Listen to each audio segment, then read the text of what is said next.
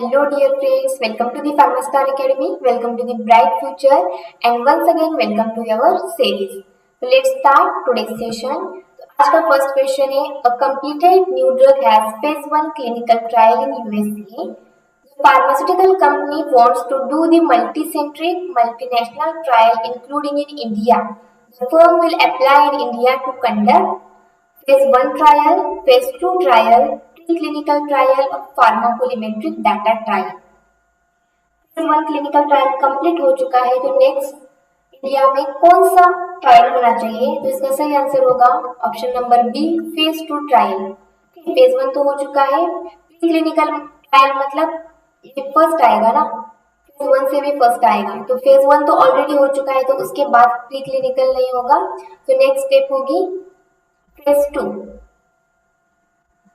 Then next question है the license to import the drug for the purpose of examination and test of analysis is issued on which one of the following form। तो जुडिस काफी important है एक exam के लिए, वहां से form number multiple times पूछा गया है। तो यहाँ पर क्या पूछा है?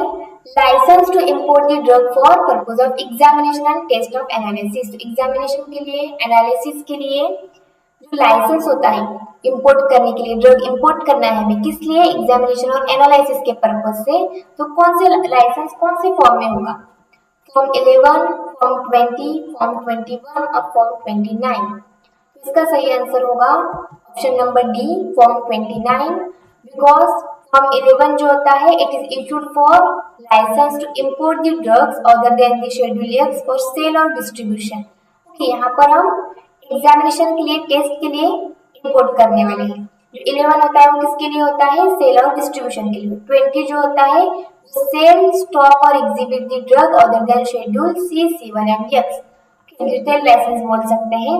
जो फॉर्म 21 होता है वो भी सेल, स्टॉक और schedule C and C1 drugs के लिए होता है। So form number 21 is the correct answer. Next question है the drugs and magic remedies Objectionable Advertisements Act 1954 applies to all except। तो लोकेशन दिए गए देखो, Dadra and Nagar Haveli, Jammu and Kashmir, Andaman and Nicobar island and Puducherry. तो जो drug and magic remedies act है वो यहाँ पर तीन ऐसी जगह है जहाँ पर अप्लाई होता है लेकिन एक जगह पर नहीं होता और एक जगह Jammu and Kashmir. So Dadra and Nagar Haveli is union territory and the act applies to all union territories.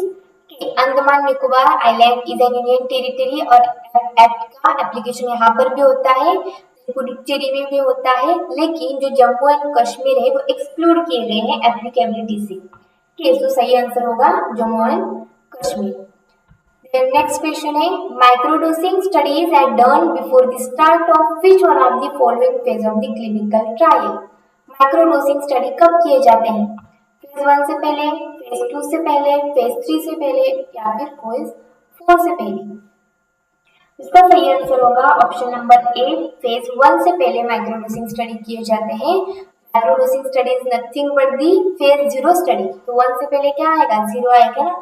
It is conducted before the full phase 1 to study the pharmacokinetic at sub therapeutic dose. Minimum dose, micro dose provide करके pharmacokinetic का study करने के लिए ये phase होता है। Next question है all of the following are the serious adverse event in the clinical trials accept. Clinical trial जब करते हैं, ह्यूमन स्टडी जब की जाती है तो सीरियस एडवर्स इवेंट होते हैं सब कुछ, लेकिन कौन सा नहीं है इसमें से? डेथ सीरियस है, प्रोलॉन्गेशन ऑफ हॉस्पिटलाइजेशन ये भी है, परमानेंट डिसेबिलिटी ये भी है, ईसीजी चेंजेस सीरियस नहीं कह सकते। कब तक नहीं कह सकते? जब तक कि ईसीजी चेंजेस की वजह से डेथ या फिर कुछ डिसेबिलिटी ना हो जाए तब तक हम ईसीजी चेंजेस को सीरियस एडवर्स इवेंट नहीं बोल सकते। तो सही आंसर होगा option number D. UPSC DI में 2015 में क्वेश्चन पूछा गया था। नेक्स्ट क्वेश्चन है schedule S of the drugs and cosmetic act 1940 applies to. इसके लिए आपको A to Z शेड्यूल पता होने चाहिए। तो शेड्यूल एस के बारे में पूछा है। रिक्वायरमेंट ऑफ फैक्ट्री प्रीमाइसेस ये आपका लगता है ना। टेस्ट ऑफ पॉइजन ये तो ई में आता है, लाइफ पीरियड ऑफ ड्रग ये पी में आता है, यस में क्या आता है कॉस्मेटिक्स, यस से क्या आता है सुंदर, सुंदर सुंदर बनने के लिए क्या जरूरी है कॉस्मेटिक। ठीक है, तो बाकी शेड्यूल भी को ट्रिक के साथ याद कराए एज वेल एज यूट्यूब का जो लेक्चर है वहां पर भी अवेलेबल है, you can see that.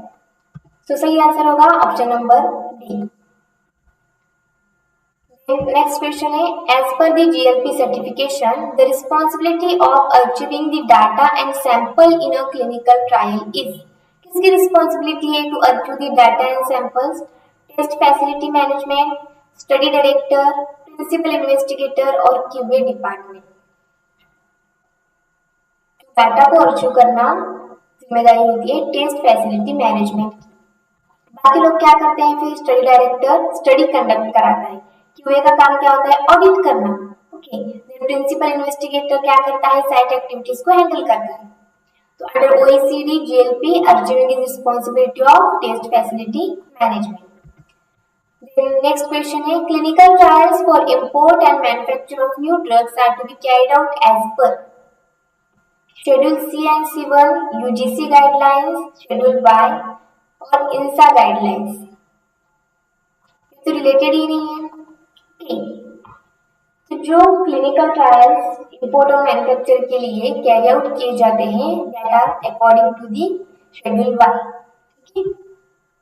Schedule C and C1 में बायोलॉजिकल प्रोडक्ट आता है और यूजीसी इंसाई इररिलेवेंट है। नाइन क्या है phase 4 of clinical trial is perform before drug approval, after drug approval, during pharmacological screening, during pharmacokinetic study. Phase 4 मतलब क्या होता है post marketing surveillance. Post marketing surveillance मतलब क्या मार्केटिंग होने के बाद आफ्टर द ड्रग अप्रूवल। तो सही आंसर होगा option number B. Before approval phase 1 to 3 किए जाते हैं। नेक्स्ट क्वेश्चन है good laboratory practice works on the basis of WHO guidelines, OECD guidelines, ministry of chemical and fertilisers, government of India guidelines, ISO guidelines. तो पहले जो एक GLP वाला question आया था वहाँ एक्सप्लेनेशन में हमने देखा था जीएलपी किसके बेसिस पर होता है OECD गाइडलाइंस। का काम क्या है GMP guidance, good manufacturing practices, ISO quality system है। ठीक है, ministry it is not basis. Next question है CPCSEA डील स्पीक। सबसे पहले इसका लॉन्ग फॉर्म याद करो क्या है CPCSEA लॉन्ग फॉर्म में ही आंसर छुपा है GLP, GCP, GMP और ethical issues of use of laboratory animals.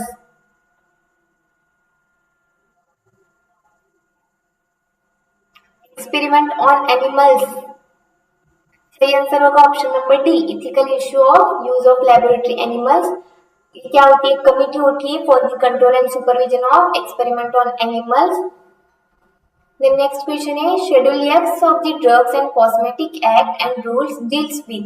Schedule X यहाँ पर फिर से शेड्यूल से क्वेश्चन आया है list of drugs which are habit forming and likely to be misused. इसे हम नार्कोटिक बोल सकते हैं क्या बोल सकते हैं।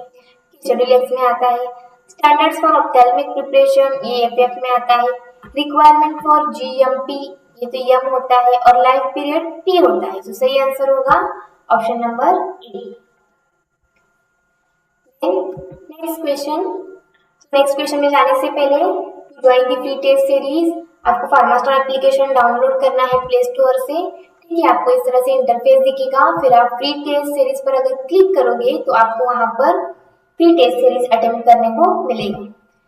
नेक्स्ट क्वेश्चन है term of every patent in India under Indian patent act from the date of filling. Okay, date of filing से पेटेंट का टर्म कितने दिन के लिए होता है, ड्यूरेशन क्या होता है 10 इयर्स, 14 इयर्स, 20 इयर्स और 24 इयर्स। पेटेंट का ड्यूरेशन होता है 20 years in India under the Indian patent act 1970 and amended 2005 term 20 years from the filing. Next question है Schedule R of the Drugs and Cosmetic Act would apply to। फिर से schedule से question आया है देखो requirement of factory premises and hygiene condition for Ayurvedic सिद्धा drugs की ये शेड्यूल टी में आता है ना। Then requirement of factory premises for Unani drugs ये भी नहीं आएगा इसमें। स्टैंडर्ड फॉर मैकेनिकल कॉन्ट्रासेप्टिव्स सही है। स्टैंडर्ड फॉर मेडिकल डिवाइसेस ये तो M1 में आता है, ठीक है, तो सही आंसर होगा option number C, standard for mechanical contraceptives. ठीक, बाकी क्यों नहीं आते, बिकॉज उसका शेड्यूल मैंने आपको बता दिया है। नेक्स्ट क्वेश्चन है, a drug is called as spurious drug. Spurious, adulterated, misbranded, इससे एक क्वेश्चन कंफर्म आता है। तो यहाँ पर क्या पूछा है, a drug is called spurious drug if it is imported from a country where it is approved, it has been mixed by another filthy substance, okay, it is manufactured by loan license by another company, a container resembles the product of another manufacturer। तो देखो, अगर import किया है, जहां पर approve हुआ है किसी और कंट्री से इंपोर्ट किया तो उसे स्पूरियस ड्रग हम नहीं बोल सकते हैं, ठीक है। अगर उसमें फिल्थी सब्सटेंस हो तो भी उसे स्पूरियस नहीं बोला जाता, एडल्ट्रेटेड बोला जाता है, ठीक है। Then manufactured by the loan licence से मैन्युफैक्चर करना है तो लीगल है ना, उसे स्पूरियस नहीं बोल सकते, तो सही आंसर होगा option number D. Then next question है, which one of the following is not a drug as per Drug and Cosmetic Act 1940। Drug की डेफिनेशन में कौन नहीं आता है, एंटीसेप्टिक ड्रग है, एम्प्टी कैप्सूल्स है, mosquito repellent, yes, carbonated oral drinks, soft drinks drug की कैटेगरी में आते हैं क्या, नहीं आते, वही तो पूछा है यहाँ पर, तो option number D is the correct.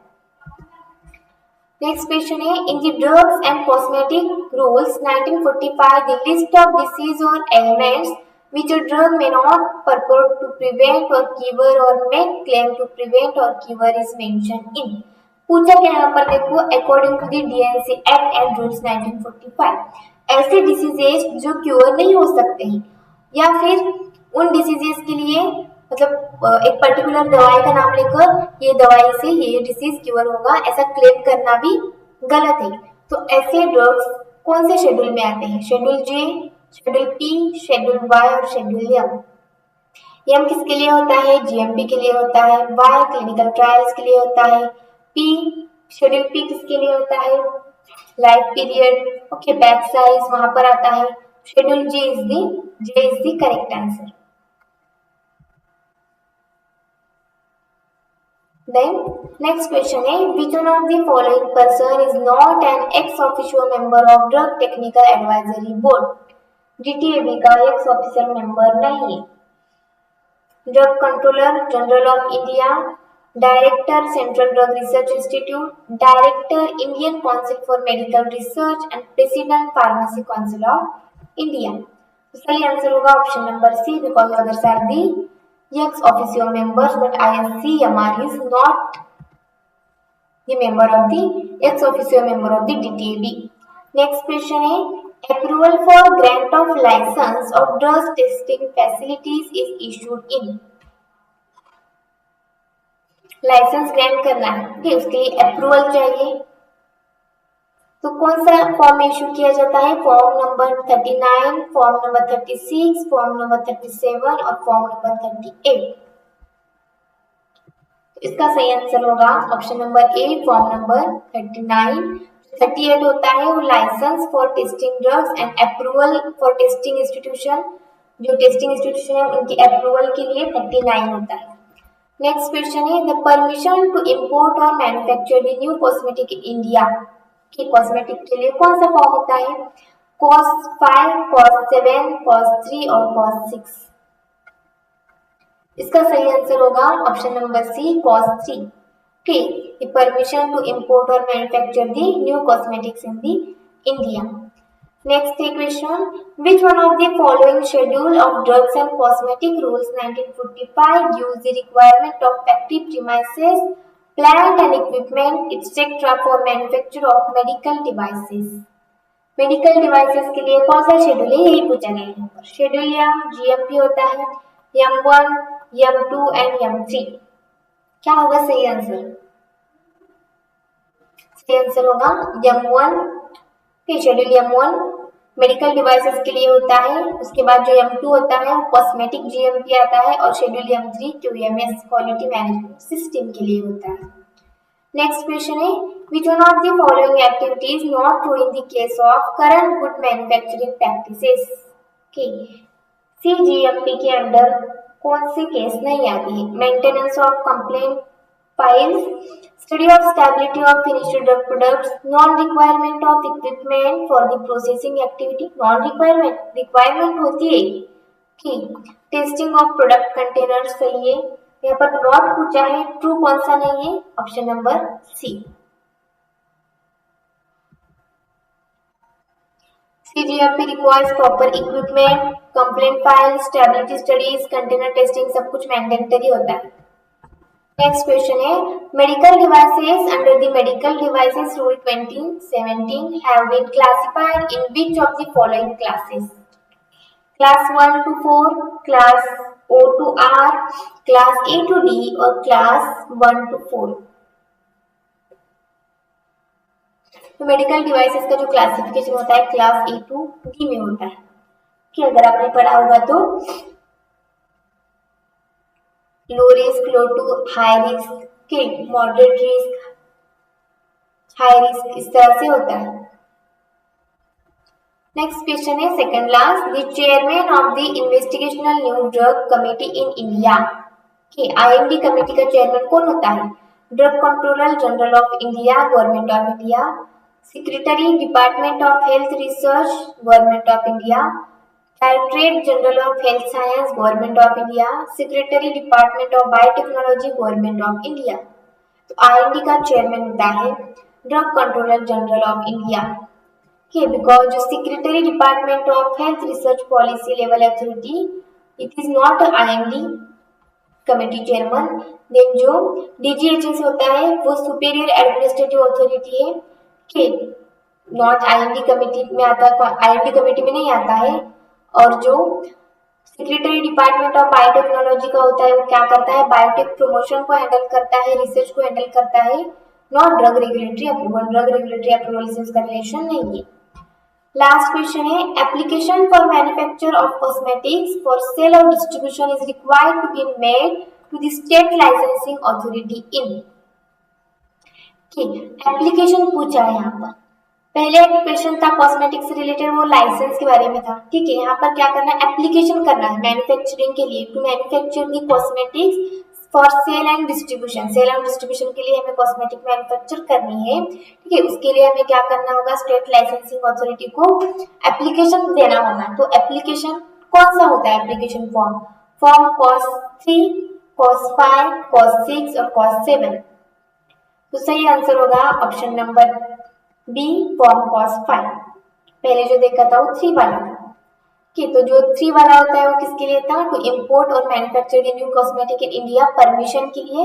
Application cos 5 होता है. 6 जो होता है लोन लाइसेंस और 7 जो होता है self certificate of the compliance of the GMP. तो आज के 25 क्वेश्चन यहाँ पर खत्म होते हैं. 25 से आपके क्वेश्चन कितने सही आए कमेंट बॉक्स में जरूर बताना.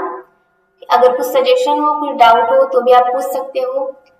फिर मिलते हैं नेक्स्ट सेशन में. Thank you.